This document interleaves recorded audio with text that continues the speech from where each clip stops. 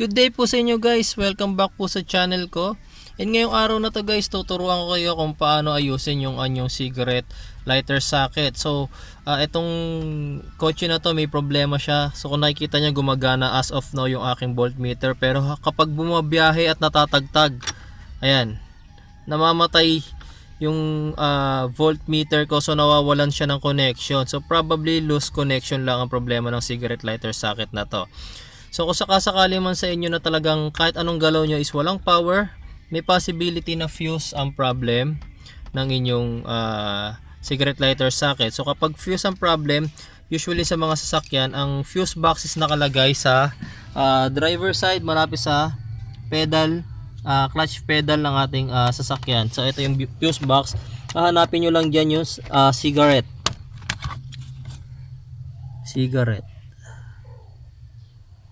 Ayan. So ito yung cigar natin. So from third arrow, 1, 2, 3. So 1, 2, 3, 4. So fourth fuse siya. Ayan yung kulay blue na yon. Ayan. So alam natin na working yung aking fuse kasi nga meron naman power dito. Meron naman power dito sa cigarette lighter socket. Ang problema lang kapag naaalog siya, ayan, nawawala-wala siya. So, loose connection ang problema natin at hindi fuse. So, ituturo ko ngayong araw nito sa inyo guys kung paano ayusin yung loose connection na yan. So, this is the first time na magbabaklas ako ng panel ng Mitsubishi Galant. So, nakapagbaklas na ako before sa Mitsubishi Lancer. Pero this is the first time na babaklasin ko tong sa Galant. So, hindi ko rin alam kung paano baklasin yung panel na yan. So, ituturo ko sa inyo kung paano ang gagawin niyo kung sakasakali na hindi nyo alam paano baklasin ang mga panel. Yan guys. So sa pagbabaklas ng isang panel na hindi nyo alam kung paano ba siya tanggalin, pinakamay advice ko is mag-ask kayo sa mga current users. Siguro naman pag may kotse kayo, member kayo na isang group, so ask kayo kung paano baklasin ang panel. Ngayon kung wala talaga kayong matanungan, inspect nyo na lang yung buong panel na babaklasin ninyo. Then check nyo kung kapain nyo. Yan, tulad nito, meron na nakakapa rito na dalawang screw. So kakailanganin ko na screwdriver para mabuksan yan.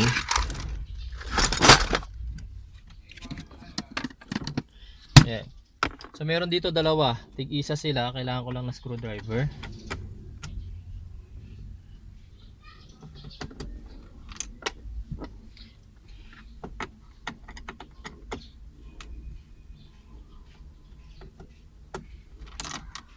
Tapos yan, so dalawa pa lang yung screw na tanggal ko. Imposible naman na dalawa lang ang screw na nag-hold para sa buong panel na to. So inspect nyo pa, kapakapain nyo kung merong pang screw dyan. Tapos dito sa may small cabin na to, ayan. So pag tinanggal nyo yan ng tuluyan, ayan, meron ako nakita rin dito dalawa pang screw. So tatanggalin ko rin yan.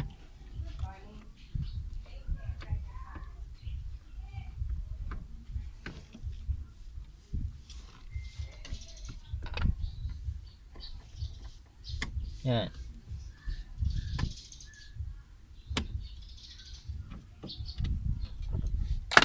So natanggal ako ng 4 na screw. So possibly yun lang yung screw na nag-hold dito sa panel na to. Pero to be sure, dadahan-dahanin natin yung pagbaklas gamit ang manipis or maliit na screwdriver, flat screwdriver din. Dahan-dahan natin tutungkabin yan. Ingat lang guys kasi kung meron pang hidden screw yan, may possibility na masirahan nyo yung panel, so sayang. So dadahan-dahanin lang natin.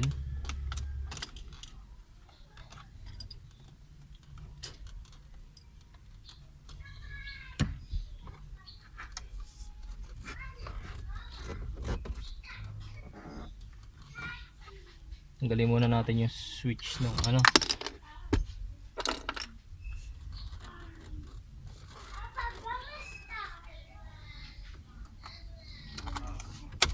Ayan.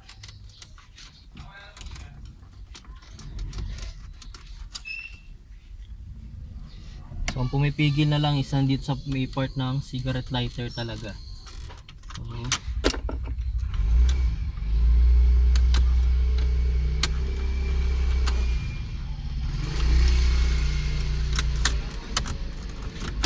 ayan.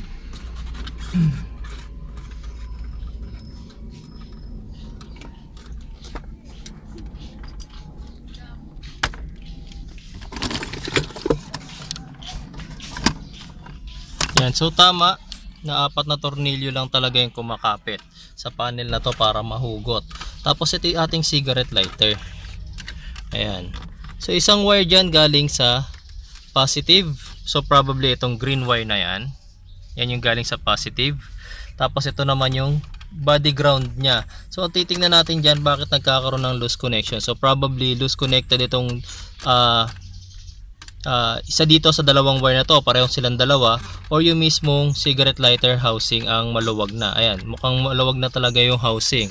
Tapos itong dalawang nasa gilid, bulb lang naman yan, para yan sa ilaw. Kapag nag headlight kayo, iilaw rin tong sa may cigarette lighter socket na to.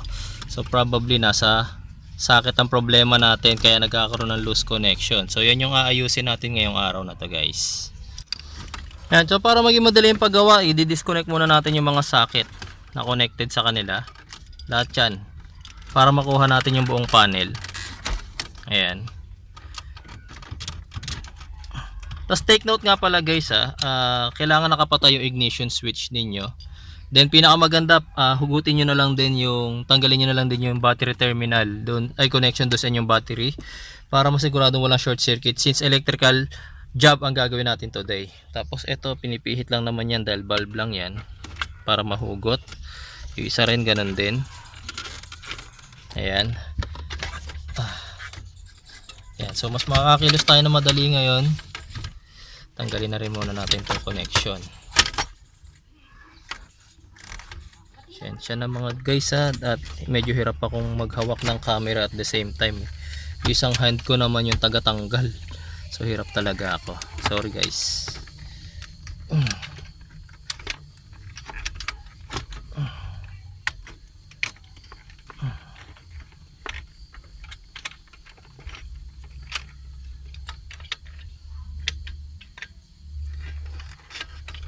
Yan.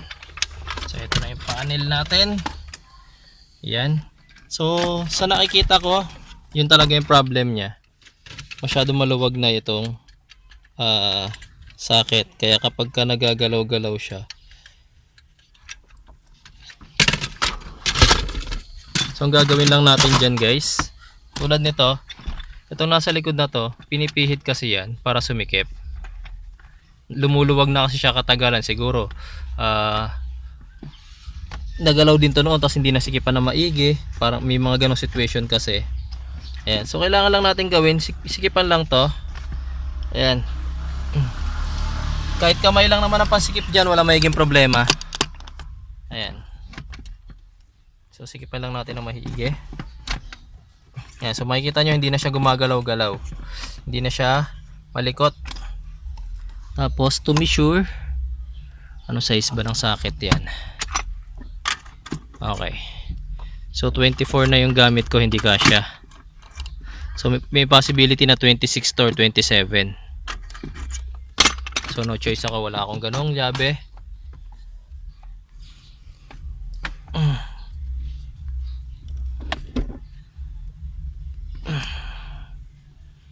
Try natin ang vice grip. Diyan lang guys, ha.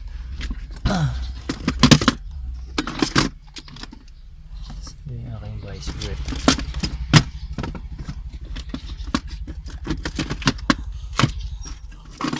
Yan. So i-adjust ko sa full adjustment itong vice grip na to.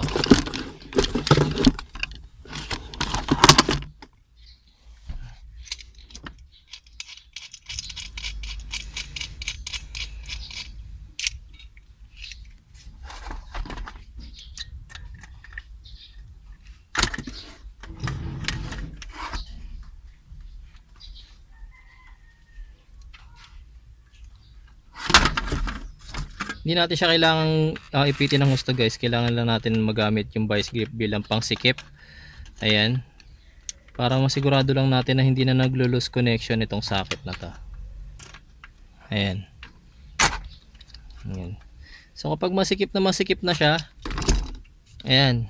So before natin ibalik itong cigarette lighter socket na to, tetestingin muna natin kung mawawala na yung pagkakaroon ng loose connection. Okay, so kabit muna natin itong kahit itong dalawa na lang, yung yung positive and negative supply niya.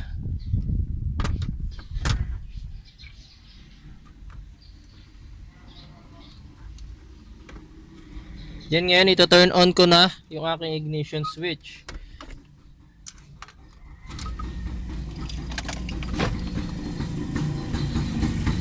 Ayan. So hindi na siya nagkakaroon ng loose connection. Ayan, kahit galaw-galawin ko intentionally yung cigarette lighter socket ko. Ayan, cigarette lighter socket. Yung voltmeter ko pala rather, kahit galawin ko siya intentionally, hindi na siya nalulose connection. Tapos yung pagbabalik niya, tutulad lang ng ginawa natin kanina. Ikakabit lang natin lahat ng connections. Yung mga bulbs.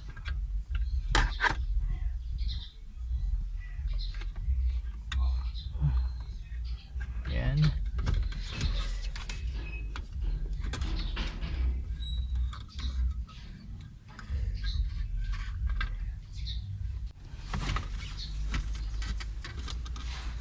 Ayan, so ibabalik na natin lahat ng connections niya.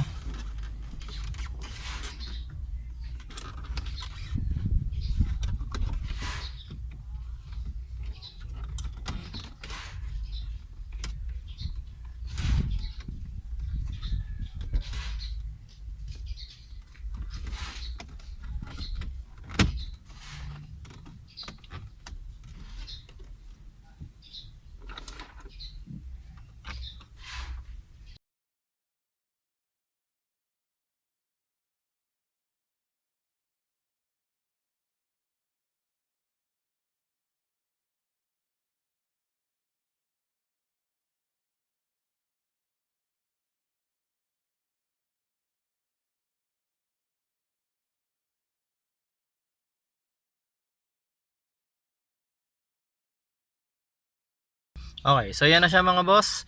So kahit galaw-galawin natin intentionally yung ating yung voltmeter, makikita nyo hindi na nagkakaroon ng loose connection. So ang naging problem lang natin sa likod is yung pinaka-socket niya.